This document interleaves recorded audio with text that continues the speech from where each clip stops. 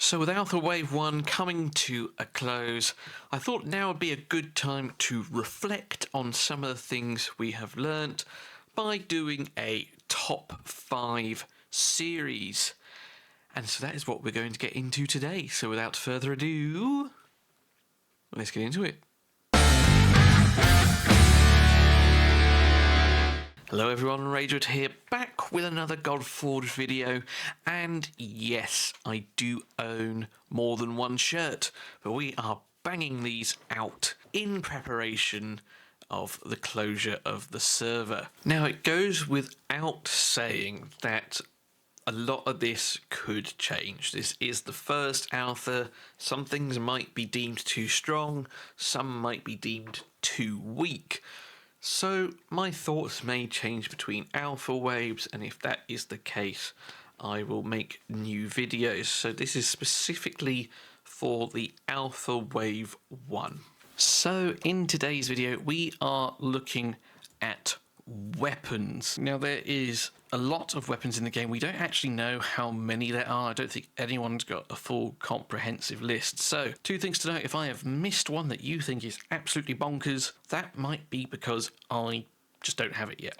In which case, let me know in the comments down below which ones you think I have omitted that absolutely deserve to be in this top 5. Secondly, I am leaving one particular weapon off of this list because I think it's going to get changed, and that is Ame no Nihoko. Now this is the weapon that is allowing a lot of people to do the unkillable sort of style shield teams that we've seen in 151 because of the amount of divinity it's stealing. It's stealing 5% divinity. I had this on my Zeus, who gains a lot of additional attacks, so the bosses could never cast their ultimate and never ramp up the damage. Now some people are using 5 of them. That is overkill. I only have 1 on my account. 1 is all that I needed. So I'm not bringing this up here because I'm 100% sure it's going to change in some regard. Now if it doesn't, it easily makes it onto this list. Another honourable mention for me is the Thunderbolt. I do love it. I think it's a fantastic weapon in follow-up team comps and things like that,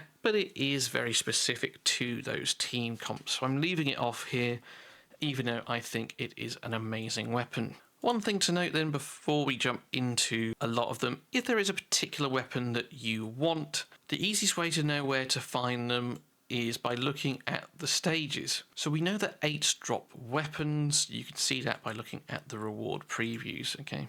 But if you want to know which weapons are dropping from the 8, just look at the floor number 9. So 49, for example, is dropping Izumo Godsteel, Virage Godsteel, and Tian Godsteel, which tells us that 48 is going to be dropping Izumo weapons, Virage weapons, and Tian weapons. Now there might be some slight percentages where you get something that's not those 3, but that is what I believe it to be. And my evidence to back this up is I actually farmed an awful lot of 128, and the weapons that I got a lot of in return was Thunderbolt, Asgard, and so Thunderbolt, Mjolnir, and the Grail, which are Olympian, Asgardian, and Avalon weapons. Same with floor 48, I got lots of a particular Japanese weapon or Izumo weapon that is going to be number 2 on this list, and the Godsteel for it is on 49. So if you didn't know that, that is something that will help you sort of target particular weapons that you are wanting. You'll notice that I think it's 138 and 139. Yeah, 139 drops a lot of Tian Godsteel. So if you want to get yourself a load of World Splitters, 138 is the place to be. So let's get into the top 5 for me. Now the first one for me is going to be Grail. Now Grail says increases all sources of healing by 50%. Now I'm putting this cautiously at number 5 because I think there are limitations on its usefulness. So the first thing I want to highlight is it just says increases all sources of healing by 50%. It doesn't say by this hero. Now if it is not limited to just this hero, then I think this weapon is incredible because it will increase the amount back you will gain from sets like Avenger. Now Avenger says you heal by 15% of the damage inflicted when attacking. This is very good on your damage dealers. It is your lifesteal set in this game and will give you a lot of sustain. But one other set that this could work on is body. Now, 4-piece body says you heal all allies by 25% of the damage inflicted with a basic ability. If you have someone with Grail in your team and it also affects this, you're going to be healing by 37% of the damage inflicted. If you have that on a Beowulf, for example, let's say you've got the 4-piece body on Beowulf and Grail on your support unit, he does max HP damage, so 37% of, let's say, 100k, millions in some instances, you're going to have a full heal every time, in which case you're not going to need an out-and-out healer as a support unit. Now, sadly, with all that theory crafting out of the way, I imagine it's going to be limited to this hero. I'd love for the team to be able to confirm whether it does or does not, but yes, for that reason, I am limiting it a little bit. But the other thing that we do not know is whether it works on mends. Now, the likes of Quetzalcoatl, he heals, or she heals, on basic attack by 10% of the max HP. But a lot of us get a Soul Day early on, and she places mend on her basic attack, which heals by 10% of that unit's HP that the mend is on. Again, increasing that effectiveness to 50% over a prolonged fight will go an awful long way. So again, if that is the case and it works on men's too, it is a very good weapon. Now, level 1, it increases it by 30%. Obviously, we're at 5-star, it goes up to 50%. So I imagine if you get it to 6-star, maybe it'll be 55, maybe you'll get a little jump and it will go to 60 instead. But yes, Grail is coming in at number 5. Next up on the list is World Splitter, the weapon made by Pangu or used by Pangu to split heaven and earth. And what does it do? It's a simple stat increase. So increase all stats by 2%. This is obviously level 1. I believe at 5 and 6-star it goes up to 10%, which doesn't sound like much, but early on, a simple stat increase might just be all you need to get past a certain content. And it is all stats, so it includes accuracy, it includes resistance. One would imagine it includes initiative and your HP. Whether it includes speed, crit damage, crit rate, I don't know. But if it is all, that's just good. Just gaining a flat 10% crit rate, especially if you've got a crit damage substat on here as well, means you only need to build 90. And all of a sudden it gets a lot easier to max things out. The downside, you can't physically see it on in your stat lineup. Like if I remove it and then go to equip it, the only thing that's changing is the attack and the crit damage which the weapon actually has. It doesn't actually say whether everything else is going up. Number 4 is going to be World Splitter. Number 3 for me then is Mjolnir. Now everyone gets a copy of Mjolnir fairly early on, and I will show you just what a level 1 looks like. So you gain an initial 250 divinity. This is just at the start of the round. So it is a one-time use thing, but you'll notice as we've leveled up, we are now 400 at 4-star, which means likely when we get to 6-star, it will be 500.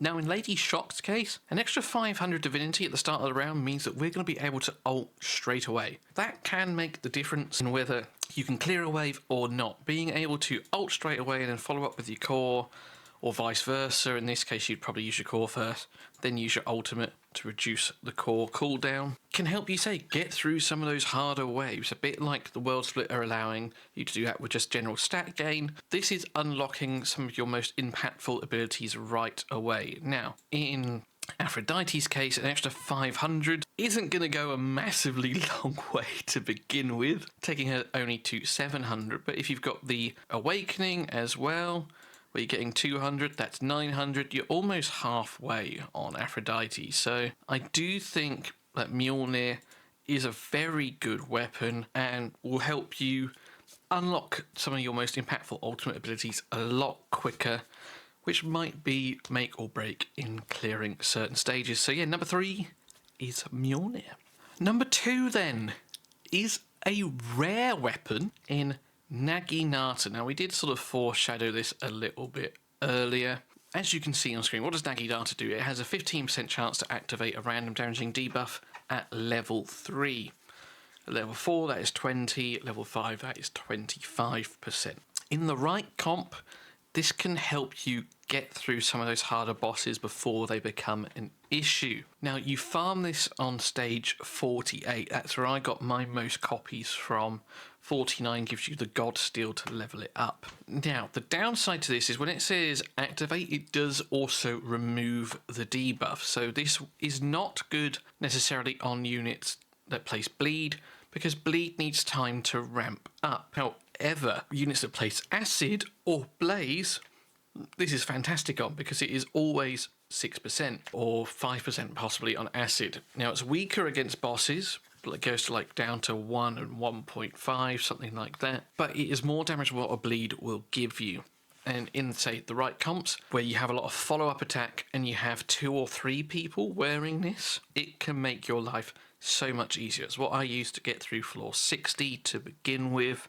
I did have 2 copies then to level 10. I've subsequently fed them all into one because I don't need that anymore. But this is an underrated strategy. We know that dot explosion is good in other games. Why not here? So yeah, if you're struggling, get yourself a couple copies of this. Put them on your Ramses, on your Ras, on your Icarus, whoever you are using to place those damage over time effects. And yeah, hopefully it can help you get through some of the content. Side note, doesn't mean you can't use it on bleed, but bleed is only 1% at 1 stack. And if you're removing a lot initially, then you're not really going to get that benefit. The only time that this is different, I would say, is if you're using on the likes of Achilles or Dracula, who plays on multiple stacks of bleed to begin with. In Achilles' case, he places 3 on his skill 1. That is number 2. So for those of us who have played Wave 1, number 1 is not going to come as a shock to you. For those that haven't, you might be surprised, but we're now going to explain why. The number 1 weapon in the Wave 1 caverns, particularly for brawlers, is Heka. Heka is an Aru weapon. You gain 10% of your current HP as attack. You also gain a lot of accuracy, which is nice, and some crit damage. I don't actually have an imprint on this, so I can improve this further. But it's that 10% of current HP as attack. You'll notice I've almost got 70k HP on my Pangu here, and I can probably improve this even further as well, because I'm over crit capped here. I could probably get a HP percentage chest without crit rate with some more flat HP, something like that, to further improve this. But 10% of 70k is 7k. I think this is counted after all gearing. So just a level 60 Pangu, not fully awakened, not fully ascended, is 28,000. 10% of that, still 2.8k. Heka is the single biggest addition of attack anywhere at all. I like what Hateless has done in not making attack completely useless on a lot of heroes, but when they're scaling off attack and HP, which a lot of brawlers do, it becomes incredibly strong. Very, very strong. And that is why it is number 1 for a lot of people. It allows you to hit incredibly hard for silly numbers. There we are, and that is it for today's video, so thank you very much for watching. As I said, if I've missed something out, let me know in the comments down below. Take care and look after yourselves. Work hard, but as always, play harder. And I'll see you in another one soon. Cheers.